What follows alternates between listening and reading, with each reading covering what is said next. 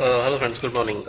आप देख रहे हैं ऑटोमैक चैनल। और आज इस वीडियो में मैं जिस टॉपिक के ऊपर डिस्कस करने वाला हूँ वो आपको कभी ना कभी, शायद वो आपको प्रॉब्लम कभी ना कभी फेस करनी पड़ जाए आपकी गाड़ी में। मैं किसी पर्टिकुलर गाड़ी की बात नहीं कर रहा हूँ, मैं सभी गाड़ियों की बात कर रहा हूँ। जैसे कि आपको पता है कि हमारी गाड़ी में कई बार, या आपने सुना होगा कि गाड़ियों में कई बार प्रॉब्लम आती है कि जैसे हॉर्न काम करना बंद कर गया, वाइपर काम करना बंद कर गए, या फिर हमारा म्यूजिक सिस्टम काम करना बंद कर गया, लाइट्स, हेडलाइट काम करना बंद कर गया, इंडिकेटर, जितने भी हमारे इलेक्ट्रिकल और इलेक्ट्रॉनिक्स, जितने भी हमारे इक्विपमेंट्स हैं, जितनी भी एसेसरीज हैं, अगर उनमें कोई प्रॉब्लम आती है और अगर वो काम करना बंद कर रहा है, तो मैकेनिक के पास जाने से पहले आप सबसे पहले उसको खुद चेक कर सकते हैं। और मोस्टली केसेस में वो आप खुद रेक्टिफाई कर सकते हैं कि क्या प्रॉब्लम आई है। तो मैं आपको बता दूं कि गाड़ी में फ्यूज़ बॉक्स दिए जाते हैं। गाड़ी में दो जगह पे फ्यूज़ बॉक्स दिए जाते हैं, एक हमारा जहाँ पे ओपीडी सिस्टम होता है और एक हमारा जो कैबिन कंपार्टमेंट में होता है, और दूसरा हमारा जो होता है वो हमारा इंजन कंपार्टमेंट में होता है। तो दो फ्यूज़ बॉक्सेस दिए जाते हैं जिसमें अलग अलग प्रकार के, अलग अलग टाइप्स के जो हैं वो फ्यूज़ेस दिए जाते हैं। फ्यूजेस के कलर अलग होते हैं। फ्यूजेस मैं आपको अभी शो बताऊंगा, मैं आपको अभी प्रैक्टिकली। फ्यूजेस के कलर अलग होते हैं और फ्यूजेस का जो एम्पियर रेटिंग होता है, किसी का 5 ampere, 10 ampere, 15 ampere, 20 ampere, depend करता है कि कौन सा इक्विपमेंट कितने एम्पियर पर काम करता है, तो उसके हिसाब से उसका फ्यूज़ दिया जाता है।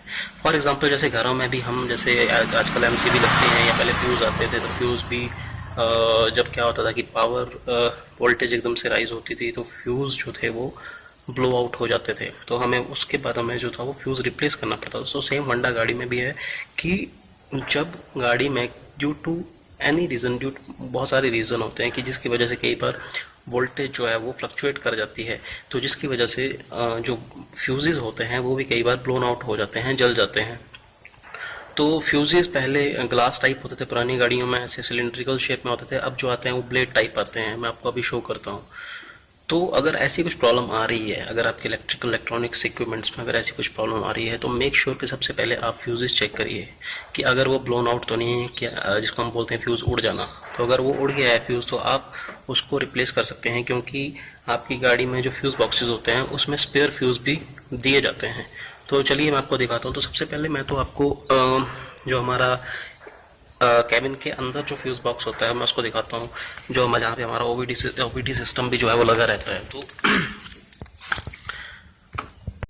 सबसे पहले मैं आपको कैबिन के अंदर का दिखा रहा हूँ। यहाँ पे आप देखोगे कि मैंने ये इसका कवर मैं ऑलरेडी निकाल चुका हूँ, क्योंकि अकेले से फिर मैं शूट करना मुश्किल हो जाता। तो पहले ही मैंने कवर निकाल दिया है। बहुत सिंपल तरीका है, इसको जस्ट यहाँ पे लगा होता है, इसको डायरेक्ट पीछे खींचना है। मैं टियागो का बता रहा हूँ, बाकी गाड़ियों में भी ये स्टेयरिंग के आसपास ही होता है, या तो दूसरी तरफ हो सकता है, या मैक्सिमम जो है वो अंडर स्टेयरिंग होता है। तो इसमें आप देखोगे कि यहाँ पे ये जो दिख रहा है आपको, ये ओबीडी पोर्ट है, जहाँ पे हम स्कैनिंग करते हैं गाड़ी का। कोई भी फॉल्ट, इंटरनल फॉल्ट जो होता है वो सिस्टम में रेक्टिफाई कर सकते हैं। तो मैंने इसके ऊपर एक वीडियो बनाई थी कि ओबीडी और जो चीप प्रोडक्ट यूज़ करते हैं, चीप स्कैनर यूज़ करते थे, कि वो यूज़ नहीं करने चाहिए। इसमें जो है वो स्पेशलाइज टूल जो कंपनी के द्वारा दिए जाते हैं, उन्हीं से हमें ये यहाँ से इसका एनालाइज करवाना चाहिए, फॉल्ट कोडिंग का। ओके, चलो। ये यहाँ पे फ्यूजेस दिए गए हैं, ये रिलेज हैं, रिले होती है ये, मैं ज़्यादा डिटेल में जाना नहीं चाहूँगा। तो ये फ्यूजेस दिए गए हैं, शायद क्लियर नहीं दिख पा रहा है, बट मैं आपको बता दूँ, यहाँ पे जैसे ये 15 एम्पियर का है, ये भी 15 एम्पियर का है, ये 10 एम्पियर का है, इसका कलर कोडिंग अलग है। यहाँ पे 15 एम्पियर का है, 10 एम्पियर का है। तो इस तरह से ये अलग अलग टाइप के फ्यूज़ जो है वो दिए जाते हैं।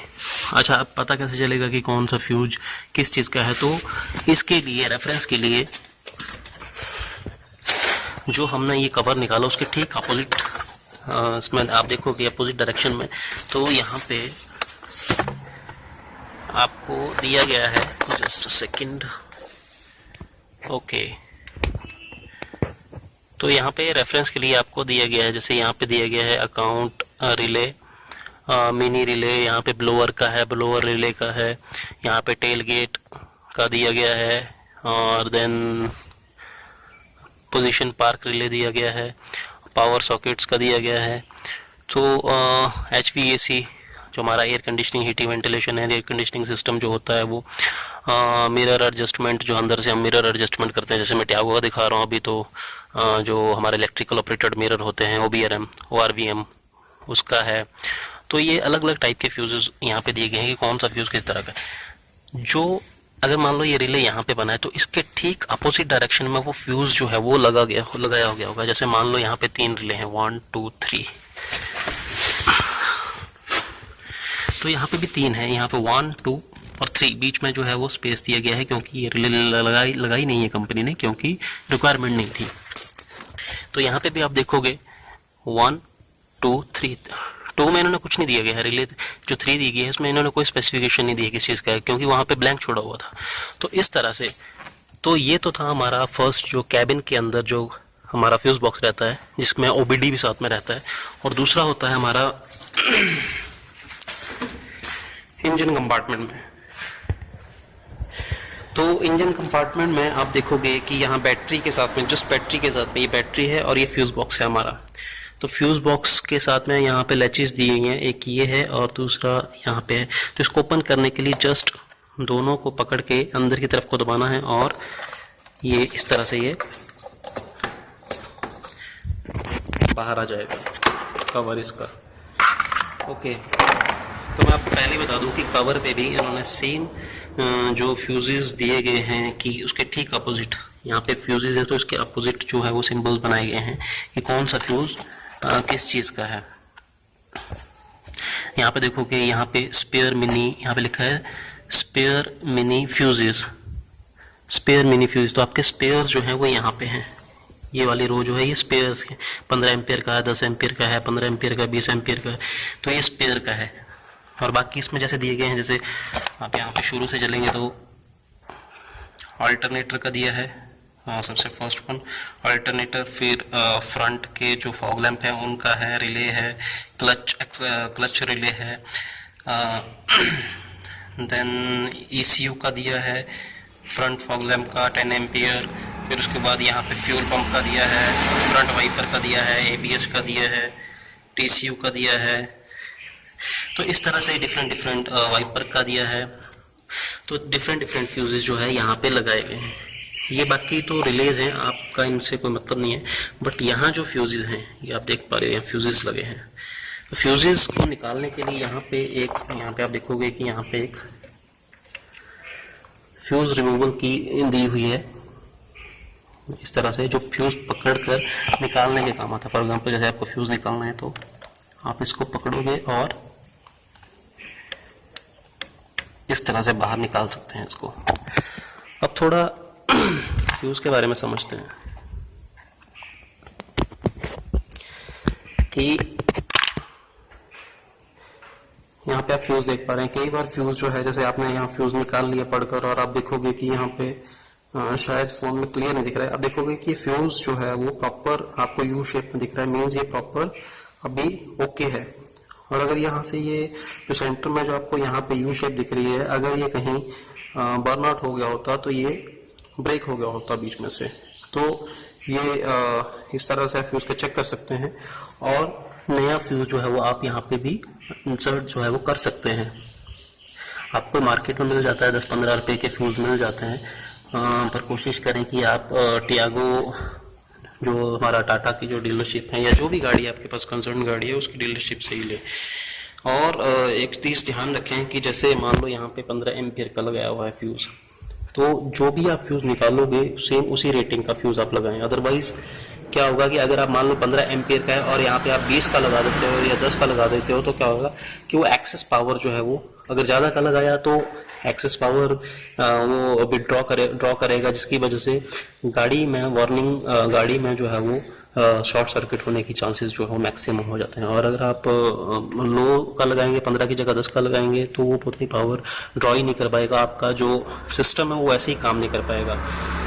तो ये चीज़ है कि आप रेक्टिफाई करने अपना, आपकी गाड़ी में कोई भी फॉल्ट आता है तो आप इलेक्ट्रिकल इलेक्ट्रॉनिक्स से रिलेटेड कोई भी फॉल्ट है तो आप उसको खुद चेक कर सकते हैं। एक बार मैं आपको थोड़ा आपको बताता हूँ कि मेरा जो गाड़ी का जो इंफोटेनमेंट सिस्टम है हरमन कार्डन वाला,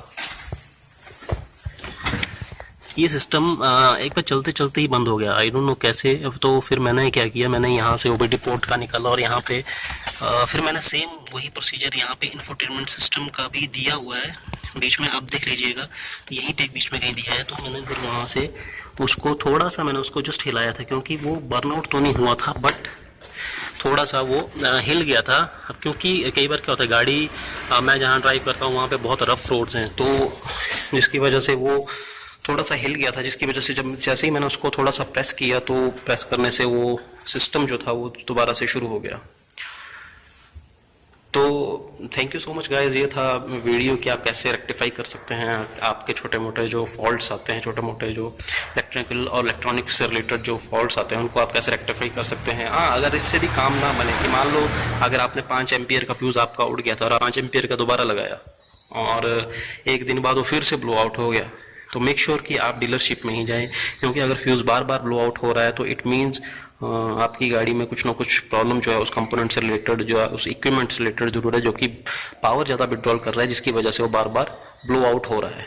तो thank you so much guys, ये था वीडियो आज के लिए। और if you like the video do like ज़रूर करें और प्लीज़ सब्सक्राइब जरूर करें चैनल को, ताकि आपको ऐसी वीडियो में और आपको मिलती रहे। तो thank you so much, stay tuned, bye bye.